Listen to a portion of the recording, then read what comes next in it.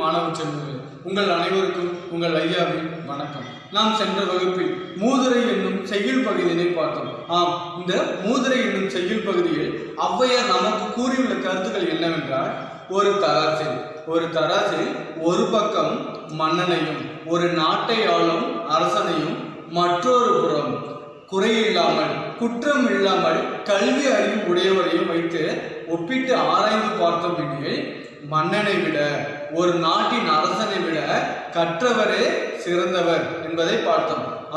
ஏன்னா ஒரு நாட்டின் அரசனுக்கு பார்த்தீங்கன்னா அவன் ஆட்சி செய்யக்கூடிய அந்த பகுதியில் மட்டும்தான் சிறப்பு. அந்நாட்டு மக்களுக்கு மட்டும்தான் இவன் தன் நாட்டுடைய அரசன் என்பது தெரியும். அவன் வேறு நாடுகளுக்கு சென்றால் அங்கு வாழும் மக்களால் அவன் அறியப்பட மாட்டான். அதனால அந்த நாட்டில் வாழும் மக்கள் இந்த நாட்டு அரசனை மதிக்க மாட்டார்கள். அதுவே கல்வி அறிவு உடையவனே, குற்றம் இல்லாமல் கல்வி அறிவு பெற்றவன் எந்த நாடு சென்றாலும் சரி, நம் நாடு இல்லாமல் எந்த நாடு சென்றாலும் சரி, அந்த நாட்டில் உள்ள மக்கள் அனைவரும் அவருக்கு சிறப்பு செய்வர். இதைதான் நாம் மூதுரை என்னும் செய்யுள் பகுதியில் பார்த்தோம். அதாவது மன்னனை விட யார் உயர்ந்தவன் அப்படின்னா, குறையில்லாமல் குற்றம் இல்லாமல் கல்வி அறிவு உடையவன் தான் இந்நாட்டில் உயர்ந்தவன் என்பதை மூதுரை என்னும் செய்யுள் பகுதியில் பார்த்தோம். நாம் மூதுரை என்னும் செய்யுள் பகுதியை தொடர்ந்து இன்று நாம் காண இருப்பது துன்பம் வெல்லும் கல்வி. நமக்கு ஏற்பட போகின்ற அந்த துன்பத்தினை நீக்க வேண்டும் என்றால் நாம் முறையாக கல்வி அறிவினை பெற வேண்டும். நமக்கு வந்துள்ள அல்லது வரப்போகின்ற துன்பத்தினை நாம் போக்கிட வேண்டும் என்றால் நாம் கல்வி அறிவினை பெற வேண்டும். இந்த கல்வியானது நமக்கு ஆபத்து ஏற்படும் காலத்தில் ஒரு ஊன்றுகோல் போல் நின்று நமக்கு துணை புரியும். இந்த துன்பம் வெல்லும் கல்வி என்ற செய்யுள் பாடலின் ஆசிரியர் யார் அப்படின்னா, பட்டுக்கோட்டை கல்யாண சுந்தரம். இவரை பற்றி தான் நாம் இப்பொழுது பார்க்க இருக்கிறோம். இவர் தமிழ்நாடு தஞ்சாவூர் மாவட்டத்தில் உள்ள பட்டுக்கோட்டை அருகில் செங்கப்படுத்தான் காடு என்னும் ஒரு அழகிய சிற்றூரில் பிறந்தவர் தான் நம்மளுடைய பட்டுக்கோட்டை கல்யாண சுந்தரம். பட்டுக்கோட்டை கல்யாண சுந்தரம் எந்த ஊரில் பிறந்தார் அப்படின்னா, தஞ்சாவூர் மாவட்டத்தில் உள்ள பட்டுக்கோட்டை அருகில் உள்ள ஒரு செங்கப்படுத்தான் காடு என்னும் ஒரு அழகிய சிற்றூரில் அருணாச்சலனார், அவங்க அப்பா பேர் என்ன, அருணாச்சலனார் விசாலாட்சி இணையோருக்கு 13/4/1930 பிறந்தார். யாரு? நம்மளுடைய பட்டுக்கோட்டை கல்யாண சுந்தரனார். இவர் பார்த்தீங்கன்னா தொடக்க கல்வி, இவர் தன்னுடைய தொடக்க கல்வி பயின்ற ஊர் எது அப்படின்னா, அவர் பிறந்த ஊரான செங்கப்படுத்தான் காடு. அந்த அழகிய சிற்றூரில் தான் தனது தொடக்க கல்வியை அவருடைய அண்ணனான கணபதி சுந்தரம் யார் அப்படின்னா, நம்மளுடைய பட்டுக்கோட்டை கல்யாண சுந்தரம் அவரின் அண்ணன் தான் கணபதி சுந்தரம். கணபதி சுந்தரத்தோடு தொடக்க கல்வியை பயின்றார். ஆனா 2ஆம் வகுப்பு வரை தான் அவராட்டி படிக்க முடிந்தது.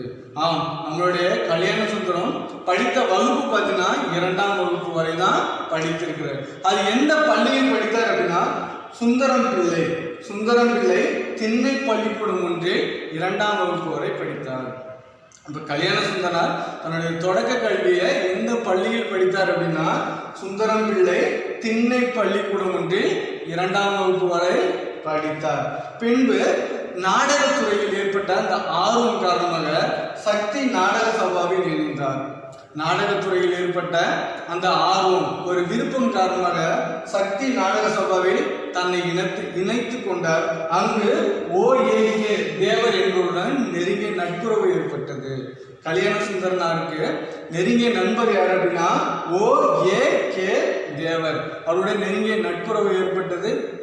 பின்பு பார்த்தீங்கன்னா திரைப்படத்துறை நம் நாட்டில் கால் ஒன்று ஆரம்பித்த உடனே அங்கு அந்த சக்தி நாடக சபாவில் நடிப்பு துறையில் நடித்து கொண்டிருந்த சிவாஜி கணேசன், நம்பியார், ஓஏகே தேவர் இவங்க எல்லாமே திரைப்படத்துறைக்கு சென்று விட்டனர்.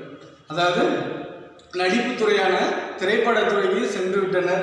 ஆனால் நம்மளுடைய கல்யாண சுந்தரர் மட்டும் செல்லவில்லை. அவருடைய நண்பர் அழைத்தார். ஓஏகே தேவர் கூப்பிடுறார், கல்யாண சுந்தரம் நீனு எங்க கூட நீயும் எங்க கூட திரைப்படத்துறைக்கு வந்துவிடு அப்படின்னு அழைக்கிறார்கள். ஆனால் இவர் என்ன பண்றாரு, கல்யாண சுந்தரனார் நான் திரைப்படத்துறைக்கு வரவில்லை, நான் பாடல் எழுதும் ஆற்றலை பெரிதுமாக நேசிக்கிறேன் அப்படின்ட்டு அங்கிருந்து நேரம் எங்க போறாரு அப்படின்னா புதுச்சேரி போறாரு. புதுச்சேரியில வாழ்ந்து வரும் நம்மளுடைய மிகப்பெரிய கவிஞர் யாரு அப்படின்னா புரட்சி கவி பாரதிதாசன். பாரதிதாசனுக்கு போய் உதவியாளராக சேர்றாரு. பாரதிதாசன் இயற்றிய அந்த குயில் என்னும் பத்திரிகையிலும் பணிபுரிகிறாரு. பாரதிதாசன் இயற்றிய ஒரு பத்திரிகை பெயர் என்ன அப்படின்னா குயில். அந்த பத்திரிகையிலையும் தன்னை ஈடுபடுத்திக் கொள்கிறார். இவரோட மானசீக பட்டுக்கோட்டை கல்யாண சுந்தரனாரோட மானசீக குருவாகவும் பாரதிதாசனை அவர் ஏற்றுக்கிறார். கடைசியில அங்க ஒரு பெரிய கவிஞராக வெளியில வர்றாரு. அதாவது பாரதிதாசன் அந்த கவிப்புனையும் ஆற்றலை பெற்றுக்கொண்டு தானும் ஒரு மிகப்பெரிய கவிஞராக அவரிடமிருந்து விடைபெற்று வெளியில் வருகிறார். 1955 தான் இவர் முதல்ல பாத்தீங்கன்னா படித்த பெண் என்னும் ஒரு திரைப்படத்துக்காக பாடலை எழுதுகிறார். என்ன படம் அப்படின்னா படித்த பெண். பட்டுக்கோட்டை கல்யாண சுந்தரனார் முதலில் எழுதிய என்ன படத்திற்கு பாடல் எழுதினார் அப்படின்னா 1955 படித்த பெண் என்னும் ஒரு திரைப்படத்திற்காக தன்னுடைய முதல் பாடலை எழுதினார். இவருடைய மானசீக குரு யாரு, நம்மளுடைய பாரதிதாசன். இவர்கிட்ட 189 திரைப்படங்களுக்கு தன்னுடைய பாடல் இயற்றியுள்ளார். நம்ம பட்டுக்கோட்டை கல்யாண சுந்தரனார் எத்தனை திரைப்படங்களுக்கு பாடல்கள் இயற்றியுள்ளார் அப்படின்னா 189 திரைப்படங்களுக்கு பாடல்கள் எழுதியுள்ளார். இவருடைய வாழ்ந்த காலம் பார்த்தீங்கன்னா மிகவும் குறுகிய காலம் தான். இப்போ இவர் 1930 பிறந்தாருன்னு சொன்ன பார்த்தீங்களா, 1929 பார்த்தீங்கன்னா நம்மளுடைய பாரதியார் இவர் உலக வாழ்வை நீத்தார். பாரதி இறப்பிற்கு பின் 1930 பிறந்தவர் தான் நம்மளுடைய கல்யாண சுந்தரனார். இவர் 30லேருந்து 59 கிட்டத்தட்ட ஒரு 29 ஆண்டு காலம் தான் வாழ்ந்திருக்கார். ஆனால் தான் வாழ்ந்த 29 ஆண்டுகால வாழ்வில் 17 விதமான தொழில்களை புரிந்துள்ளார். அது என்னென்ன தொழில் அப்படின்னா, ஒன்று பார்த்தீங்கன்னா விவசாயி. ஏன்னா இவர் ஒரு விவசாய குடும்பத்தை சார்ந்த விவசாயியாகவும், மாடு மேய்ப்பவராகவும், மாட்டு வியாபாரியாகவும், மாம்பழ வியாபாரியாகவும், இட்லி வியாபாரியாகவும், முறுக்கு வியாபாரியாகவும், தேங்காய் வியாபாரி, கீற்று வியாபாரி, உப்பள தொழிலாளி, ஒரு மிஷின் டிரைவராக வேலை பார்த்துருக்காரு. அப்புறம் தண்ணீர் வண்டிக்காரர், அரசியல்வாதியாகவும் இருக்காரு. பாடகர், நடிகர், நடனக்காரர், கவிஞர் அப்படின்னு கிட்ட ஒரு 17 வகையான தொழில்களை புரிந்துதான் கடைசியில் என்ன பண்ணாரு, கவிஞர் ஆகியிருக்காரு. ஓகே, அதாவது இவரு அந்த உழைப்பார்கள், இவர் ஒரு விவசாய குடும்பத்தை சார்ந்தனால விவசாயத்துக்கு உழைக்க அந்த மக்கள் இருக்காங்களா, அந்த மக்களின் நலனுக்காக பாடுபட்டதால அந்த மக்கள் அனைவரும் இவர் என்னன்னு சொன்னாங்க அப்படின்னா மக்கள் கவிஞர் என்றும் அழைத்தார்கள். அப்ப மக்கள் கவிஞர் என்று அழைக்கப்படுவோர் யார் அப்படின்னா நம்மளுடைய பட்டுக்கோட்டை கல்யாண சுந்தரனார். இவர் 8/10/1959 இயற்கை எழுதினார். அதாவது இவர் பிறந்தது பார்த்தீங்கன்னா 1930 பிறந்தாரு, 1959 இறந்தார். கிட்டத்தட்ட ஒரு 29 ஆண்டுகால வாழ்க்கை தான் வாழ்ந்தார். இவர் ஒரு சின்ன குழந்தையா இருக்கும்போது, அதாவது 15 வயது இருக்கும்போது அவங்க ஊர்ல உள்ள அவங்க வயலை பார்க்க என்ன பண்றாரு, ஒரு ஏரியின் வெளியே போறாரு. அதாவது துறையான்குளம், அவங்க ஊரை பழங்காலத்தில் எப்படி அழைத்தாங்க அப்படின்னா சங்கம் படைத்தான் காடு, செங்கப்படுத்தான் காடு, அது மறியல் வந்திருக்கு. ஆனா இந்த ஊரை முன்னாடி எப்படி சொல்லுவாங்க அப்படின்னா சங்கம் படைத்தான் காடு என்றுதான் சொல்லுவாங்க. ஓகே, இந்த ஊர்ல துறையான்குளம் அப்படின்னு ஒரு ஏரிக்கார இருக்கு. அந்த ஏரிக்கார வழியா அவர் என்ன பண்றாரு, தன்னுடைய நிலத்தை போய் பார்க்கிறாரு. நிலத்தை பார்த்துட்டு திரும்பி வரும்போது வெயில் பயங்கரமா இருக்கனால இந்த ஏரிக்கார ஓரத்துல ஒரு பெரிய வேப்ப மரம் ஒன்று இருக்கு. அந்த வேப்ப மரம் நிழல்ல கொஞ்ச நேரம் உட்காந்துருக்காரு. அப்போ உட்காந்துருக்க பக்கத்துல ஒரு மீன் அழகா போய் துள்ளி குதிச்சு மேல வந்து கரையில விழுது. அதை பார்த்த உடனே திடீர்னு ஒரு கவிதை தோணுது.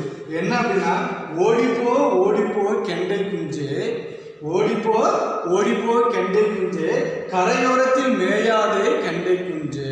அதாவது அந்த மீனானது என்ன பண்ணுது, குளத்திலிருந்து கரையை நோக்கி வருது. இதை பார்த்தவொடனே கல்யாண சுந்தரம் ஒரு கவிதையை சொல்றாரு. என்ன அப்படின்னா, ஓடிப்போ கெண்டை குஞ்சு, கரை ஓரத்தில் மேயாதே கெண்டை குஞ்சே. கரை தூண்டிக்காரன் வரும் நேரமாச்சு. நம்ம கரையில தூண்டிலாம் போட்டு மீன் பிடிப்பாங்க, பார்த்துருக்கீங்களா? அது ஒரு தூண்டில போயிட்டு ஒரு குளம் ஆறுனா வாய்க்கால்னா ஓரத்துல மீன் பிடிப்பாங்க. அதான் கரை தூண்டிக்காரன் வரும் நேரமாச்சு, ரொம்ப துள்ளி குதிக்காத கெண்டை குஞ்சு. அப்ப அந்த கரையில போற அந்த தூண்டிக்காரன் வந்துட்டானா உன்னை பிடிச்சிருவான். அதனால ரொம்ப துள்ளி குதிக்காம எங்க ஓடிடணும், நடுவில் ஓடிடு அப்படின்னு சொல்ற. இதுதான் இவர் எழுதிய முதல் கவிதை. இவர் வயது 15 இருக்கும்போது நம்ம பட்டுக்கோட்டை கல்யாண சுந்தரனார் எழுதிய முதல் கவிதை எது அப்படின்னா இதுதான். ஓடிப்போ ஓடிப்போ கெண்டை குஞ்சு, கரை ஓரத்தில் மேயாது கெண்டை குஞ்சு, கரை தூண்டிக்காரன் வரும் நேரமாச்சு, ரொம்ப துள்ளி குதிக்காத கெண்டை குஞ்சு அப்படின்னு இவர் இயற்றிய முதல் கவிதை. இதுக்கு அடுத்தது இவர் பார்த்தீங்கன்னா அதுக்கப்புறம் நம்ம பட்டுக்கோட்டை கல்யாண சுந்தரனார் அவர் என்ன பண்றாங்க, திரைப்படத்துறையிலும் பாடல் எழுதலாம் அப்படின்ட்டு நம்ம MS விஸ்வநாதன் அவர்கள்ட்ட போய் கேட்குறாங்க. ஐயா, நான் இது மாதிரி பாடல் எழுதலான்னு விருப்பப்படுறேன், எனக்கு நீங்க அனுமதி கொடுங்க அப்படின்னு கேட்குறாரு. ஆனால் இவர் பார்த்தீங்கன்னா பயங்கர பிஸியாக இருக்காரு. MS விஸ்வநாதன் பார்த்தீங்கன்னா ரொம்ப வேலை போடுவா இருக்காரு. நீங்க போயிட்டு அப்புறம் வாங்க. பட்டுக்கோட்டை கல்யாண சுந்தரன் சொல்றாரு, நான் கொஞ்சம் வேலையா இருக்கேன், என்னை இப்ப நீங்க பார்க்க முடியாது, போயிட்டு கொஞ்சம் நேரம் கழிச்சு வாங்க, இல்லைன்னா அப்புறமா வாங்க அப்படின்னு சொல்லி அனுப்புறாரு. அவ்வாறு அவர் போகும்போது நம்ம பட்டுக்கோட்டை கல்யாண சுந்தரன் ஒரு பாட்டு எழுதுறாரு. ஐயா, நான் இதில் ஒரு கவிதை மாதிரி ஒன்று எழுதியிருக்கேன், உங்களுக்கு எப்போ நேரம் கிடைக்குதோ அப்போ இதை வாசிச்சு பாருங்க அப்படின்னு சொல்லிட்டு எழுதி கொடுத்துட்டு போயிடுறாரு. அவர் போன கொஞ்ச நேரத்தில் நம்ம MS விஸ்வநாதன் அந்த காகிதத்தை எடுத்து படிக்கிறார். அதில் என்ன எழுதிருந்துச்சு அப்படின்னா, குட்டி ஆடு தப்பி வந்தா, குட்டி ஆடு தப்பி வந்தா குள்ள நரிக்கு சொந்தம். தன் தாயை விட்டு ஒரு குட்டி ஆடு தப்பி வந்துச்சு அப்படின்னா அங்குள்ள குள்ள நரிக்கு சொந்தம். குள்ள நரி மாட்டிக்கிட்டா குறவனுக்கு சொந்தம். அதான் குள்ள நரி, அந்த ஆட்டை கொண்ட அந்த குள்ள நரி தனியா மாட்டிக்கிச்சுன்னா யாருக்கு சொந்தம், குறவனுக்கு சொந்தம். தட்டு கெட்ட மனிதர் கண்ணில் பட்டதெல்லாம் சொந்தம். அதாவது அயோக்கியன்னு சொல்லுவாங்க, இந்த ஊரெல்லாம் வளைச்சு கொண்டு வருவாங்க அப்படின்னா அவங்களுக்கு எந்த இடம்லாம் போகும்னு நினைக்கிறாங்களோ அதெல்லாம் என்னுடைய நிலம் அப்படின்னு சொல்லுவாங்க. சட்டப்படி பார்க்க போனா ஒரு மனிதனுக்கு 8 அடி தான் சொந்தம் அப்படின்னு சொல்றாரு. அதை என்ன சொல்றாரு, குட்டி ஆடு தப்பி வந்தா குள்ள நரிக்கு சொந்தம். ஒரு தாயை விட்டு ஒரு குட்டி ஆடு தப்பி வந்துச்சுன்னா அது யாருக்கு சொந்தம், குள்ள நரிக்கு சொந்தம். குள்ள நரி மாட்டிக்கிட்டா, அந்த குள்ள நரி மாட்டிக்கிட்டா யாருக்கு சொந்தம் அப்படின்னா குறவனுக்கு சொந்தம். தட்டு கெட்ட மனிதர் எல்லாம் பட்டதெல்லாம் சொந்தம். தட்டு கெட்ட மனிதர் கண்ணில் பட்டது எல்லாம் சொந்தம். சட்டப்படி பார்க்க போனால் 8 அடி தான் சொந்தம் அப்படின்னு சொல்றாரு. இந்த பாடல் வரிகளை பார்த்தோன்னே MS விஸ்வநாதன் அவர்கள் உடனே அந்த பையனை அந்த கல்யாண சுந்தரத்துக்கு போய் அழைத்து வா அப்படின்னு அழைத்து வந்து இவருக்கு பாடல் எழுத கொடுத்தார். அவ்வாறு அவர் எழுதியதான் 1955 வெளிவந்த படித்த பெண் என்ற திரைப்படத்துக்காக முதல்ல பாடல் எழுதினார். இவ்வளவு சிறப்பு மிக்க நம் பட்டுக்கோட்டையர் எழுதிய அந்த துன்பம் வெல்லும் கல்வி என்ற செய்யுள் பகுதியை தான் நாம் இப்பொழுது பார்க்க போகிறோம். துன்பம் வெல்லும் கல்வி. நமக்கு வரப்போகின்ற வந்துள்ள துன்பத்தினை நீக்கக்கூடியது எது அப்படின்னா அது கல்விதான். வேறொன்றாலும் நமக்கு ஏற்பட்டுள்ள துன்பத்தினை துவக்க முடியாது.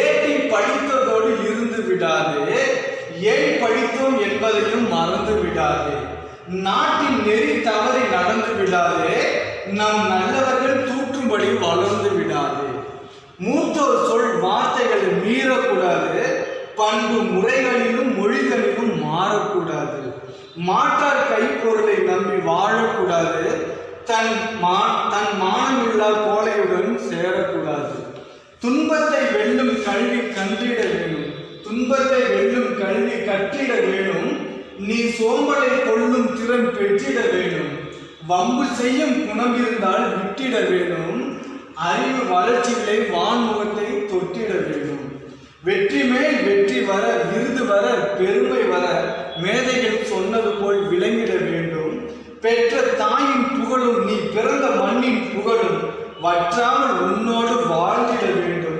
பட்டுக்கோட்டை கல்யாண சுந்தரன். எவ்வளவு ஒரு அற்புதமான வரிகள், எளிமையான பாடல் வரி. இந்த பாடல் வரியை படித்தாலே நம்மளுடைய பொருள் புரிந்துவிடும். இதனுடைய பொருள் என்ன அப்படின்னா, ஏடு அப்படின்னா நம்மளுடைய பாட புத்தகம். ஏட்டி படித்ததோடு இருந்து விடாது. இப்ப நிறைய பேர் பாத்தீங்கன்னா நம்மளுடைய பாட புத்தகத்தை படிக்கிறோம், படிச்சதோட சரி, அதுக்கு அதன்படி நம்ம நடக்கிறோமா அப்படின்னா இல்லை. நம்ம வள்ளுவர் சொல்லியிருக்கார், கற்க கசடர கற்பவை கற்றபின் நிற்க அதற்கு தக. நீ படிக்கும் போதே குற்றம் இல்லாமல் படி, படித்ததுக்கு பின் அதன்படி நட அப்படின்னு சொல்லியிருக்காரு. நம்ம யாராவது நடக்கிறோமா? அப்படிலாம் இல்லை. படிக்கிறதோட சரி, படிச்சதை தூக்கி போட்டுட்டு போயிடும். இங்க அதான் சொல்றது, ஏட்டில் படித்ததோடு இருந்து விடாது. நீ ஒரு புத்தகத்தை படிக்கிற, ஒரு நூலை படிக்கிற, அதை படித்ததோடு இருந்துடாத. அதை ஏன் படித்தேன் அப்படின்னு நீ யோசி. அதை ஏட்டில் படித்ததோடு இருந்து விடாது, நீ ஏன் படித்தோம் என்பதையும் மறந்து விடாது. இந்த நூலை நீ ஏன் படிச்ச, அதுல இருந்து என்னென்ன கருத்துக்களை நீ எடுத்துக்கிட்ட அப்படின்னு நம்ம மறக்க கூடாது. அதை தன் வாழ்நாளில் பயன்படுத்த வேண்டும் அப்படின்னு சொல்றாங்க. நாட்டின் நெறி தவறி நடந்து விடாது. நம் நாட்டுல நெறி அப்படின்னா வழி, நம் நாட்டில் உள்ள வழிமுறைகள் ஏற்றாப்போல் தான் நாம் நடக்க வேண்டும். இப்போ ஒன்னே பாதையில போகக்கூடாது அப்படின்னா நம்ம அந்த வழியில என்ன பண்ணக்கூடாது, போகக்கூடாது. அதை மீறி போனோம்னா அதுவும் விபத்து நடக்கும். அதான் நாட்டின் நெறி தவறி நடந்து விடாது. நம் நாட்டிற்கு சில சட்டத்திட்டங்கள் இருக்கு, அதன்படிதான் நாம் வாழ வேண்டும், நடக்க வேண்டும். நம் நல்லவர்கள், நம் நாட்டில் வாழும் அந்த நல்லவர்கள், அந்த அறிவுடையவர்கள் தூற்றும்படி, நம்மளை இகழும்படி வளர்ந்து விடாது. நம் நாட்டில் உள்ள அந்த நல்லவர்கள் இருக்காங்கல்ல, அந்த அறிவுடையவர்கள் நம்மை இகழும்படி நம்ம வளர்ந்து விடக்கூடாது அப்படின்னு சொல்றாரு. ஓகே, இப்போ இந்த 4 லைன் என்ன சொல்றாங்க, நம்ம பாட புத்தகத்துல படித்ததோடு இருந்துடக்கூடாது. அதை ஏன் படித்தோம், அது உள்ள நல்ல கருத்துக்களை எடுத்து நம்ம வாழ்நாளில் பயன்படுத்த வேண்டும். நம்மளுடைய நாட்டின் வழிமுறைகளை பின்பற்ற வேண்டும். நம் நாட்டில் உள்ள நல்லவர்கள் நம்மளை நிகழும்படி நம்ம வளர்ந்து விடக் கூடாது. ஓகே, இப்போ அடுத்து பாருங்க, மூத்தோர் சொல் வார்த்தைகளை மீறக்கூடாது.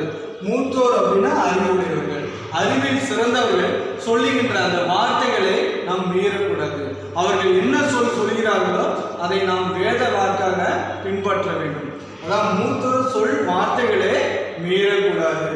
பண்பு முறைகளிலும் மொழிகளிலும் மாறக்கூடாது. நம்மளுடைய பழக்க வழக்கங்களிலும் நாம் பேசும் அந்த மொழிகளிலும் நாம் மாறக்கூடாது.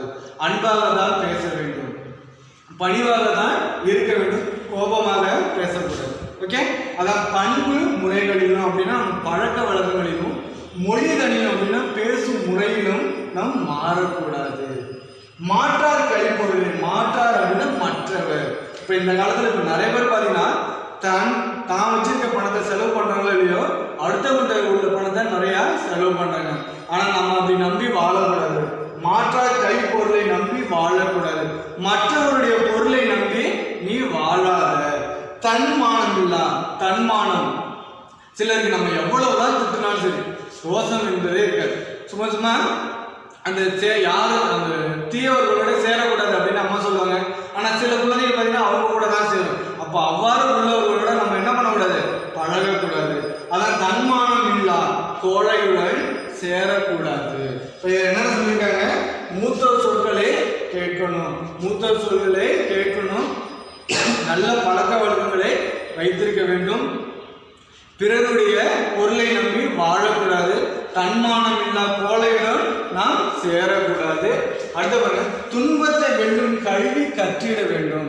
நமக்கு ஏற்பட்டுள்ள வரப்போகின்ற அந்த துன்பத்தினை வெல்லக்கூடிய கல்வியினை நாம் கற்றிட வேண்டும். நீ சோம்பலை கொள்ளும் திறன் பெற்றிட வேண்டும். சிலரெல்லாம் பார்த்தீங்கன்னா இரவுல 8 மணிக்கெல்லாம் தூங்கிடும், விடிய கிளம்புற 12 மணி வரைக்கும் முடிச்சு தூங்கிட்டே இருப்பான். அது போல உள்ளவங்கள நம்ம என்ன பண்ணக்கூடாது, நட்புறவை வைத்துக் கொள்ள வேண்டும் கூடாது. நம்ம சோம்பல், நம்மகிட்ட உள்ள சோம்பல் பார்த்தீங்கன்னா நம்மளையே கொன்றுவிடும். நாம் சோம்பலை கொல்லவில்லை என்றால் அந்த சோம்பல் நம்மளே கொன்றுவிடும். அதனால தான் நீ சோம்பலை கொல்லும் திறன் பெற்றிட வேண்டும். நீ உன்னிடம் உள்ள அந்த சோம்பலை கொன்றிட வேண்டும். இல்லை என்றால் சோம்பல் உன்னை கொன்றுவிடும். வம்பு செய்யும் குணம் இருந்தால் விட்டுவிட வேண்டும். இப்போ யாரை பார்த்தாலும் நம்ம வம்பு செய்யக்கூடாது, சண்டை போடக்கூடாது. அவ்வாறு ஒரு குணம் உன்கிட்ட இருந்துச்சுன்னா நீ இன்று முதல் இந்த குணத்தை என்ன பண்ணணும், விட்டிட வேண்டும். அறிவு வளர்ச்சியிலே வான்முகத்தை தொட்டிட வேண்டும். உன்னுடைய வளர்ச்சி எப்படி இருக்குமா, இவ்வளவு வானம் பார்த்தீங்கன்னா அவ்வளவு உயரமா இருக்கா, அந்த அளவுக்கு உயரமாக உன்னுடைய அறிவினை வளர்த்து கொள்ள வேண்டும் அப்படின்னு சொல்றாரு. இந்த 4 லைன் என்ன சொல்றாங்க, நம்ம துன்பத்தை போக்கக்கூடிய கல்வியினை கற்றுக்கொள்ள வேண்டும். 2வது, நம்மிடம் உள்ள சோம்பலை கொன்றுவிட வேண்டும். அடுத்ததாக, வம்பு செய்யும் பிறர்கிட்ட அதை சண்டை போடும் குணம் இருந்தால் அதை இன்றோடு விட்டுவிட வேண்டும். நம்மளுடைய வளர்ச்சி வானை தொடும் அளவுக்கு வளர்த்து கொள்ள வேண்டும். அடுத்த பாருங்க, வெற்றி மேல் வெற்றி வர, விருது வர, பெருமை வர, மேதைகள் சொன்னது போல் விளங்கிட வேண்டும். மேல சொன்ன நம்ம அறிஞர்கள் சொன்னாங்கல்ல, என்னென்ன சொல்லியிருக்காங்க? துன்பத்தை போக்கும் கல்வியினை கற்றுக்கணும், சோம்பலை கொள்ள வேண்டும், வம்பு செய்யும் குணம் என்றால் விட்டிட வேண்டும், வளர்ச்சியிலே நம்மளுடைய அறிவு வான அளவு தொட வேண்டும். இந்த மாதிரி நம்ம மேதைகள் சொன்னது போல நம்ம கேட்டு நடந்தோம் அப்படின்னா நமக்கு என்ன வருமா? வெற்றி மேல் வெற்றி கிடைக்கும். அதாவது இதுவரை சொல்லியிருக்காங்களே நம்மளுடைய அறிஞர்கள், அதை சொன்னதை அப்படியே கேட்டு நாம் நடந்தோம் அப்படின்னா நமக்கு வெற்றி மேல் வெற்றி கிடைக்கும், பல விருதுகள் கிடைக்கும், பெருமை வந்து சேரும். அப்ப நம்ம கிட்ட வெற்றி கிடைக்க வேண்டும், விருது கிடைக்க வேண்டும், பெருமை சேர வேண்டும் என்றால் நாம் எப்படி இருக்கணும்? கல்வி அறிவினை பெற வேண்டும், சோம்பலை கொள்ள வேண்டும். அடுத்தது வம்பு செய்யும் குணம் என்றால் அதை விட்டுவிட வேண்டும், நம்மளுடைய அறிவு வான்முகத்தை தொடும் அளவுக்கு வளர்த்து கொள்ள வேண்டும். இப்படியெல்லாம் நம்ம செஞ்சோம் அப்படின்னா நமக்கு வெற்றி மேல் வெற்றி கிடைக்கும், விருதுகள் கிடைக்கும், பெருமைகள் வந்து சேரும். பெற்ற தாயின் புகழும், நம்ம தாய் உங்களை பெற்ற தாயோட புகழையும், நீ பிறந்த நாம் பிறந்த இந்த தாய் நாட்டின் புகழையும் வற்றாமல் அழியாமல் உன்னோடு வாழ்ந்திட வேண்டும். நாம் எவ்வளவு பெருமையாக வளர்ந்து வருகிறோமோ அவ்வளவு பெருமையும் நம் தாய் நாட்டிற்கும் உண்டு. ஏன்னா தாயும் தாய் நாடும் ஒன்று அப்படின்னு சொல்லுவாங்க. இப்போ நம்ம பெருமை அடைந்தோம் அப்படின்னா தாய் நாட்டிற்கும் பெருமை, தாய் நாட்டின் புகழை நம்ம என்றுமே அழியாமல் நம்மோடு சேர்த்து காப்பாற்றிவிட வேண்டும் அப்படின்னு பட்டுக்கோட்டை கல்யாண சுந்தரம் சொல்றாரு. ஓகேவா? இப்போ என்னென்ன சொல்லியிருக்காங்க? துன்பத்தை வெல்லும் கல்வி அப்படின்னா நம்மிடம் உள்ள துன்பத்தினை போக்கக்கூடிய ஒரு கருவி எது அப்படின்னா கல்விதான். நம்ம ஏட்டில் பாட புத்தகத்தில் படித்ததோடு இருந்து விடக்கூடாது, அதை ஏன் படித்தோம், அதில் உள்ள நல்ல கருத்துக்களை எடுத்து அதன்படி நாம் வாழ வேண்டும். அடுத்ததாக மூத்தோர் நம்மளுடைய அறிவுரைகள் சொல்லும் வார்த்தைகளை கேட்க வேண்டும். பழக்க வழக்கங்களிலும் பேசும் முறைகளிலும் ஒழுக்க நெறியினை பின்பற்ற வேண்டும். பிறருடைய பொருளை நம்பி நாம் வாழக்கூடாது, தன்மானம் இல்லா கோழையுடன் நாம் சேரக்கூடாது. அதுபோல துன்பத்தை வெல்லும் அந்த கல்வியினை நாம் கற்றிட வேண்டும். நம்மிடம் உள்ள சோம்பலை கொன்றுவிட வேண்டும். வம்பு செய்யும் குணம் இருந்தால் அதை விட்டுவிட வேண்டும். நம்மளுடைய அறிவு வானை தொடும் அளவிற்கு வளர்த்து கொள்ள வேண்டும். இந்த பண்புகளை எல்லாம் நாம் வளர்த்து கொண்டோம் என்றால் நமக்கு வெற்றிகள் பல வரும், விருதுகள் பல கிடைக்கும், பெருமைகள் வந்து சேரும். இறுதியாக பெற்ற தாயின் புகழும், நம்ம தாயோட புகழையும் தாய் நாட்டின் புகழையும் காப்பாற்ற வேண்டியது நம்மளுடைய கடமை என்று கூறுகிறார். யாரு? நம்மளுடைய பட்டுக்கோட்டை கல்யாண சுந்தரம். மாணவர்களே, இதில் நமக்கு நிறைய பண்புகளை கூறியிருக்கிறார் நம் கல்யாண சுந்தரம். அவர் கூறிய பண்புகளை நாமும் நம் வாழ்க்கையில் ஏற்று அதன்படியே நடப்போம், கடைபிடிப்போம், வாழ்க்கையில் வளமும் நலமும் பெறுவோம். இப்போ இதில் உள்ள அந்த 1 மார்க், அந்த ஒரு மதிப்பெண் வினாவிடைகளை உங்களுடைய HTML நோட்லையும் இதுக்குரிய குருவினா சிறுவினாக்களை உங்களுடைய CW நோட்லையும் எழுதுமாறு அன்புடன் கேட்டுக்கொள்கிறேன். இத்துடன் பணித்தாள் ஒன்றையும் இணைத்து அனுப்புகிறேன். அதற்குரிய விடையினை மிகவும் அழகாகவும் தெளிவாகவும் எழுதி அனுப்புமாறு அன்புடன் கேட்டுக்கொள்கிறேன். நன்றி, வணக்கம்.